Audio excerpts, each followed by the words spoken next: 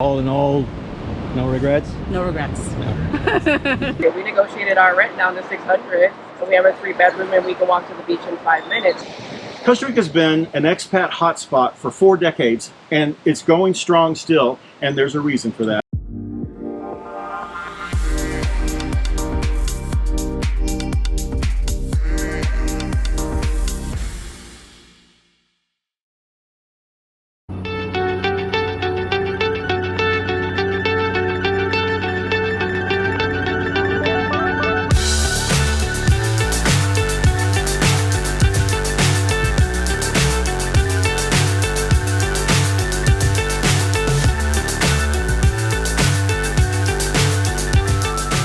Hey there, it's Sean Keenan here from International Living, and I'm here in Tamarindo on the northwest coast of Costa Rica, and we're just about to go and visit our Costa Rica correspondent. So come with me while we go and do that.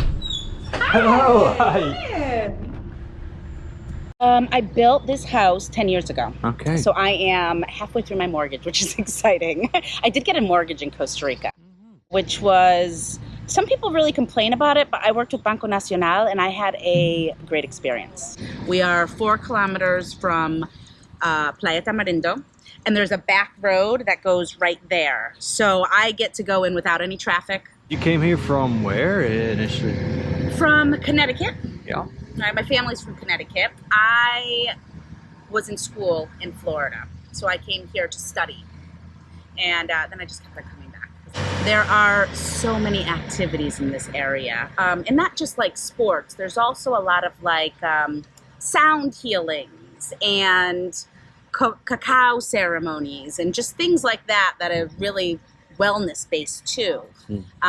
So the community like that is just growing so much. There's ceramics class now. There's a climbing wall. You know, there's just a lot of growth, and that's why people choose Guanacaste.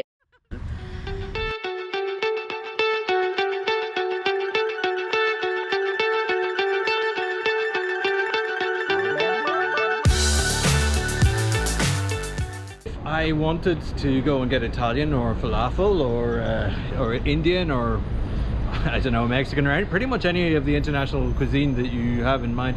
You could quite easily get that all around the main drag of Tamarindo town, but actually I'm going to be slightly perverse. I want to eat Costa Rican, and I really want to find a little soda where I can eat something traditionally Costa Rican.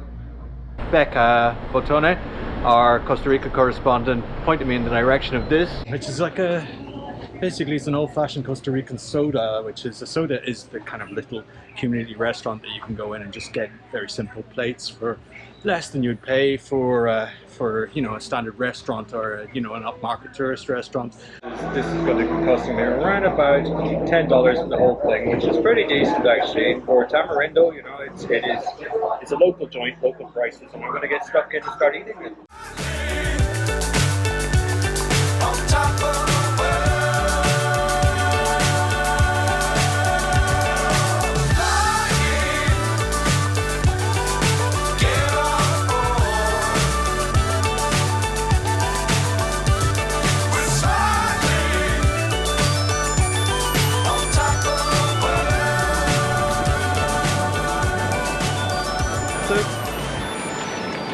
To stoke the fantasy a little bit, you've already done a part of your work day. We're now walking along the beach. This is part of your routine, I guess?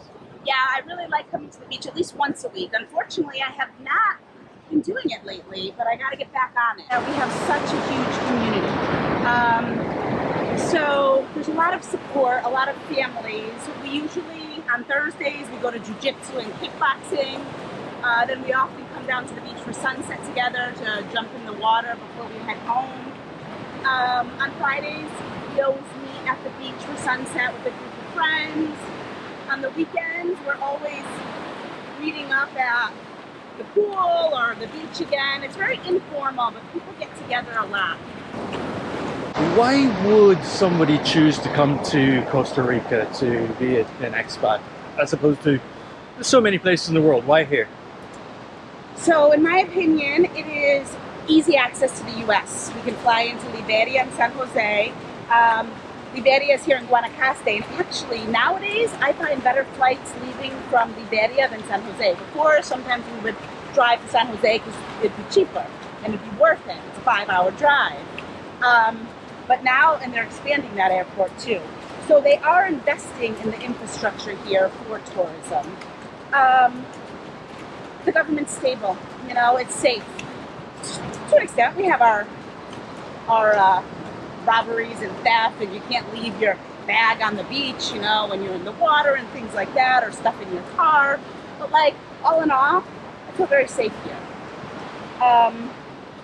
Healthcare.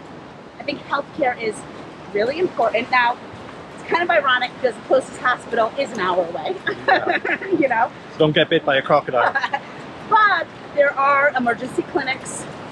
My doctor's awesome, you know, like we have his cell phone number, so God forbid anything happens. So this area in Guanacaste is not great if you do need a lot of specialists, but San Jose has a lot of access to these. So just depending on your needs, just because you need to have more access to doctors doesn't mean you can't be in Costa Rica. Okay. And the beauty, the natural, I was just on Facebook looking at, you know, some groups, and people were like, I just went to Costa Rica and it's so beautiful, you have to go. And, you know, we kind of take that for granted these days sometimes, Yeah. you know, like, but It's not as built up as some of the other places, some of the other countries in the region, you know, and compared to maybe Panama or compared to El Salvador or Nicaragua. It seems to me that there's a lot more green space here, you know. what I love especially about this area is it's hot here all the time, you know. This is it could be scorching at times for people. You need to love the tropical lifestyle. You need to love the heat and the humidity. But we are only like 2.5 hours from the volcano, from a couple volcanoes. So we can get into that jungle where it rains a little more, it becomes lush. This is beautiful right now. It's all green, it's green season, it's rainy season. It gets very dry, all these leaves dry up. Yeah. By like March, April, it's dusty. So we're really craving that like change in environment. 2.5 hours, we're there. Yeah. It's so easy, and it's affordable. There's beautiful places that you can go away for the weekend. I think on Sunday my sister-in-law is coming, and we are going to a beautiful waterfall. That's like an hour adventure hike into the waterfall. Again, it's only 2 hours away near Rincón de la Vieja. So there's just a lot of options here. And because it's been developed and kind of a hot place for so long, you can find people that are from where you are, so it feels a little more like home, or you have more, you know what I mean? That expat community is big down here, and you can easily find it in a lot of places here. All in all, no regrets? No regrets. Good morning, it's another day here in Puerto Viejo on the Caribbean side of Costa Rica. Right now I'm heading up the hill to a place called Amacer, which is a yoga lodge. The reason why we're doing so is because I want to meet Mel Rhoden, who is a contributor to International Living and has been on multiple occasions. She's also spoken at conferences for us in San Jose in Costa Rica at our Costa Rica conference. And Mel has been living here for a while, but right now she's going to be giving a class, a yoga class, so I'm going to go along and watch her do that for a little while, and then hopefully afterwards we'll have a little chat to her.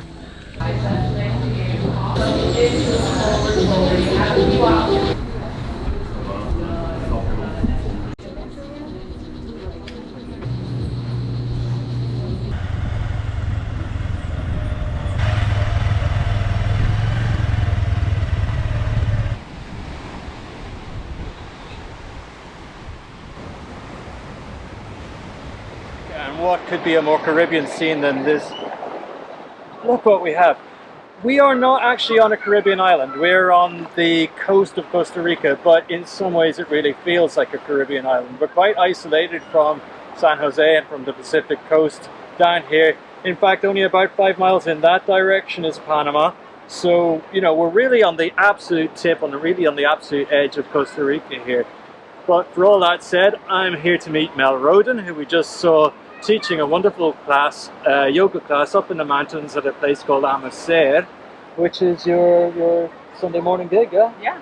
Every Sunday morning at 8 o'clock.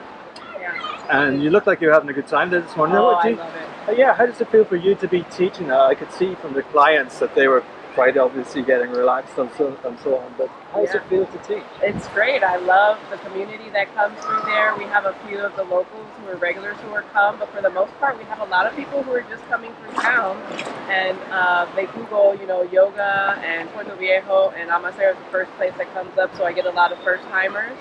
And it's lovely. It's like our Sunday morning church at Amacer, so I absolutely love it. Yeah. And is that a big part of your working life here in Costa Rica? Yes, absolutely. So I am a yoga teacher and a spiritual life coach. So I teach yoga publicly, I teach for retreats, and I help people who come through town who are on their spiritual journey. I mean, I get to do this living in paradise. I mean, it couldn't be a better setup than that. It pretty much is paradise. I should try and explain to people that what we're in about 75, 80 degree temperatures right now.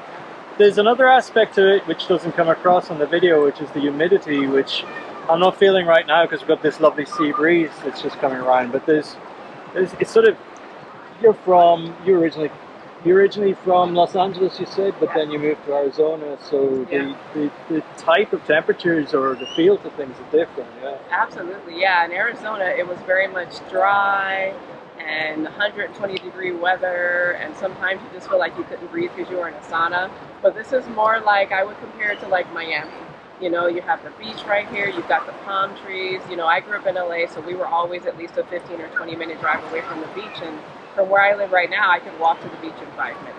So it's great, yeah. And you were telling me earlier that that's something that's, let's just say it straight out, you're paying $600 for your rent, about $600 a month? Yeah, I mean, you know, I don't have like the fancy air conditioning to live here. I mean, you know, you can live here without air conditioning, and, you know, I don't have the fancy modern style, but from where I'm at, I have everything that I need. So yeah, I've got my own office space there, a place for our dog to run around. It's perfect, yeah. And how long have you been here? So I've been in Costa Rica for about 2.5 years. The majority of that time was spent here on the Caribbean side, but I did take a job managing a retreat center on the Pacific side that was in the mountains, and that was very much different. You know, in the mountains it was cooler. Sometimes you needed a jacket in the evening. Here it's just like, there's no need for a jacket, and the beach is right here. So I'm usually reluctant to bring up the C word, culture. But I think it's worth doing so here in Puerto Viejo because there is a very distinct culture here, which is quite different from anywhere else in Costa Rica. yeah. You were saying that you were on the Pacific side. That's kind of like the Hispanic culture that we would associate with Central America, or Latin America, for example. But tell me a bit about the culture here in Puerto Viejo, which is quite special. Yeah, so this is where the Black Costa Ricans live, and also there is a settlement of Jamaicans here as well. So you mix the two cultures together, and at any point in time you can walk around, you're going to hear Spanish, or you're going to hear Patois, and you're going to hear English, and those are typically the three major languages that you hear from people who live here. So it's a huge influx of people who want to experience like a Jamaican feel. You can come here and get the things like the culture, like the rice and peas or the Jamaican beef patties. And there's a huge Black expat community here as well. So I feel, man, just connected to my people here on this side. The rest of Costa Rica is beautiful, but if you want to connect with like the local Black Costa Ricans or the Jamaicans, they're definitely going to be on the Caribbean side of Costa Rica. Yeah, I mean, I've experienced that for the last couple of days here. It was a surprise to me in just how very genuinely authentic it is here to have that Jamaican culture, because I think, you know, the thing about Jamaican culture is it's very marketable. You find little reggae bars all over the world. Wherever there's a palm tree and some sand, you'll find a Jamaican reggae bar, usually playing some pretty obvious Bob Marley tunes or something like that. But here it goes a lot deeper. I think there's a much deeper history. You're telling me that Marcus Garvey was here for a period of time? Yeah, so Marcus Garvey settled here several years ago, and for that reason there's an influx of Jamaicans who are here as well, who came way back when they were working in the banana plantations. And so people have settled here and own a lot of the restaurants. Most of the Caribbean restaurants around here are owned by either some of the Black Costa Ricans or the Jamaicans. They own a lot of the properties around here as well, and so I feel like this is where they can come and thrive, and people can come and experience the different type of culture. You can't compare it to the rest of Costa Rica. It's very different. Yeah. Absolutely true. And how do you feel that it compares with your life in the United States? Oh my gosh, I love it here. Like I feel connected to not just the culture that's here, but even my own. There's a huge Black expat culture here as well. But just I feel a sense of peace here that I did not feel in the U.S. You know, like I grew up in Los Angeles, and you know I don't have to talk about what it is to be a Black person living in the U.S. But here I feel so much more peaceful than I ever did in the anxiety of living in the U.S. But things are just more tranquil here, and I get to live my purpose and hang out at the beach. I mean, life couldn't get any better than this. I'd like to talk to you about just basic cost of living and healthcare, things like that. I mean, just from a point of view of somebody who lives here rather than who's visiting. Yeah, so you know, it is expensive, more expensive than a lot of people think to live here. And if you know how to budget, and you come here and you talk with locals, I mean, you can really live here on less than $2,000 a month, and that is, as a couple, you can live on that. We live on that, and we're a family of 3, and so you really just have to know where to buy your food, where to get the fish at, where to buy the fruits and vegetables, negotiate rent here. I mean, that's what we do. I mean, people have a price set in mind, but you know, at the end of the day, they want money coming in, and so you can negotiate it. We negotiated our rent down to $600, so we have a 3-bedroom, and we can walk to the beach in 5 minutes. So it's hard to do that when you're not here. And so when you come to Costa Rica, come with the mindset of how can I get in touch with the local community? How can I live here on a budget? But if you don't do any of that research, you're going to spend way more than $2,000 living here a month, and you don't have to. Yeah. We got some footage of coming down here on your little motorbike. So Yeah. do you run a car as well? Or? No. So we, in our family, we have 2 mopeds. That's how we get around town. We have 2 bikes. You know, if one of the mopeds doesn't work or anything like that, we can hop on a bicycle, because here you really don't need a car.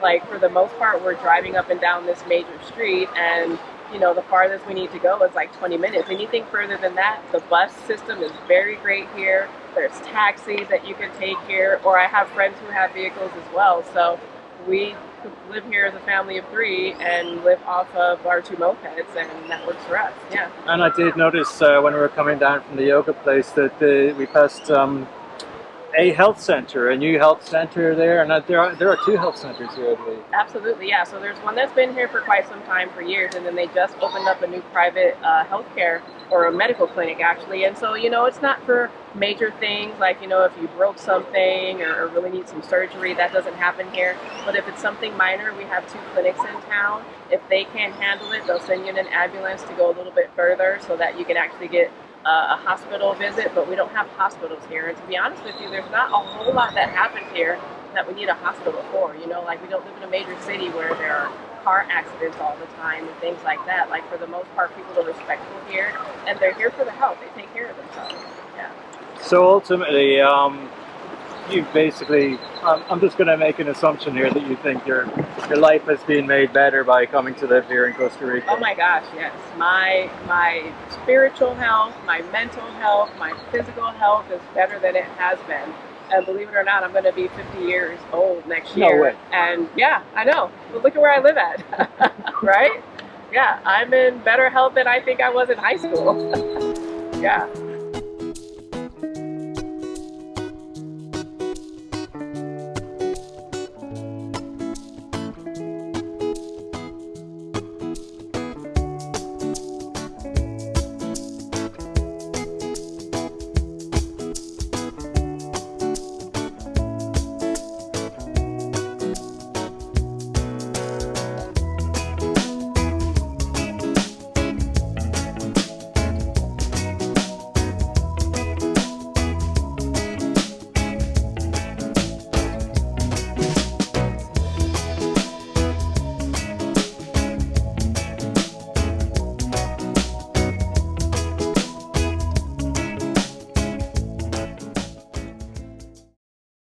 So we're here in this magnificent garden belonging to John Michael Arthur, and you'll know John Michael Arthur from conferences if you've ever been to a Costa Rica conference or if you're one of our boot camps. He frequently presents for International Living to represent Costa Rica, and while I would normally ask someone what is it, you know, that Costa Rica gives you that you couldn't get or didn't have in the US, I think the answer to that is pretty obvious as we walk around this beautiful place. Costa Rica, the densest biodiversity in the planet, the tropical atmosphere, the gardens, volcanoes, cloud forests.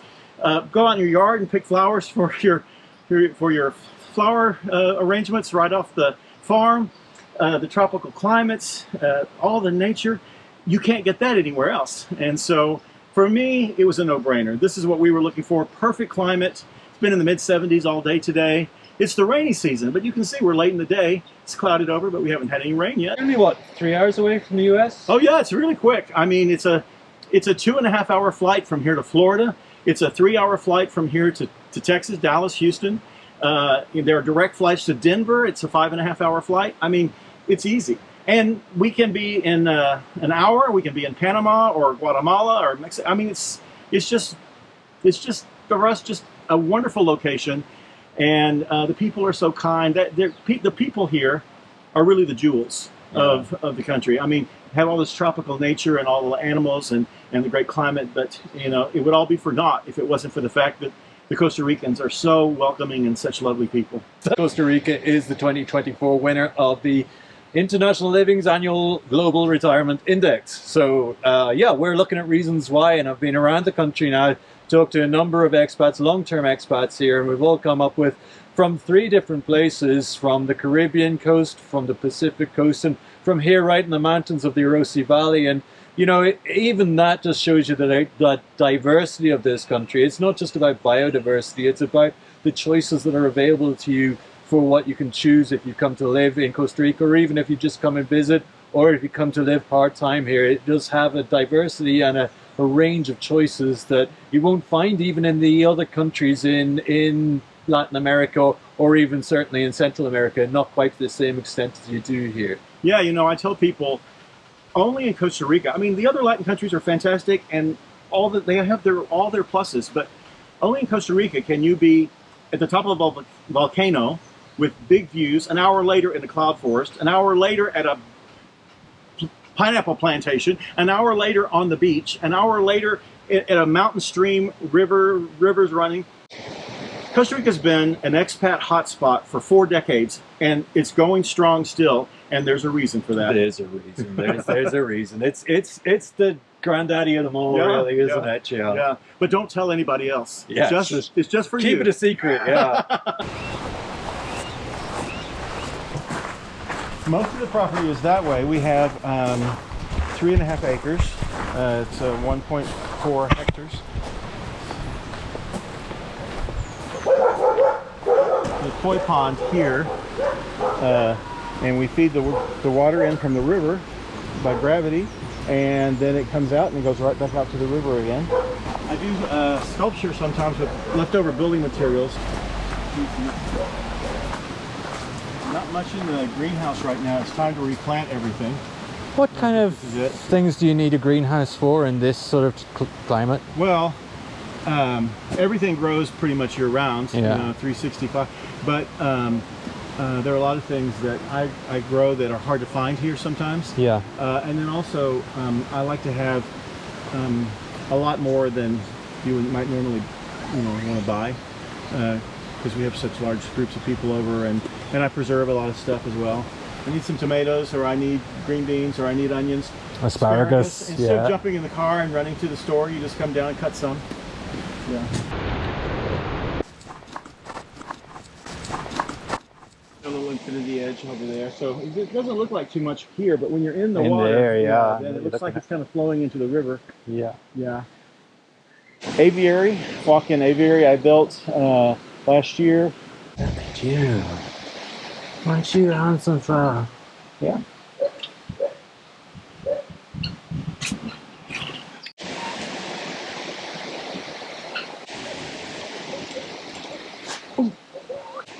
Oh, there's the Lady Amherst. Yes. So we have this on Airbnb. So basically, you don't even know the house is there. Yeah. And you're basically here in the rainforest. And then you see, we have 2 streams that come together to form this river. So you see a little waterfall there. I do, yeah. And then there's a little, little kitchen, and the water closet is there.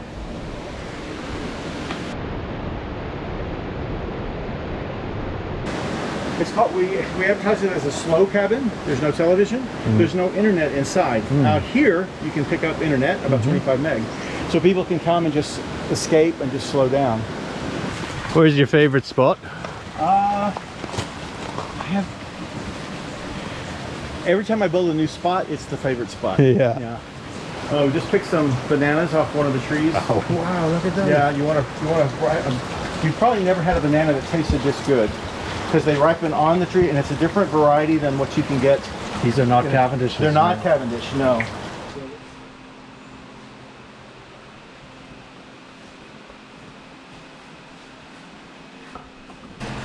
This is all preparation for Thanksgiving.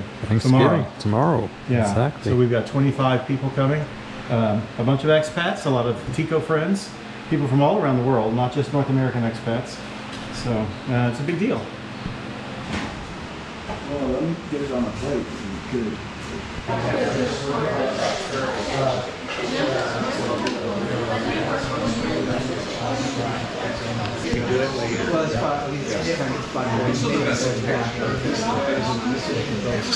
We're so thankful for all the things, the blessings that we have with our good friends, people that we just are getting to know that are able to be here with us, and then people from around the world. We've got from Ireland, from Germany, from all over. It's just so great. So this is a raw asparagus and onion cheese salad. Deviled eggs, cranberry sauce, turkey, ham obviously, potatoes dauphinoise, that's a spinach and artichoke and water chestnut casserole. This is green beans with homemade mushroom bechamel, cornbread dressing. That is a sweet potato, ayote, carrot, apple hash, corn casserole, wild rice with mushrooms, thanks to Gail, crescent rolls.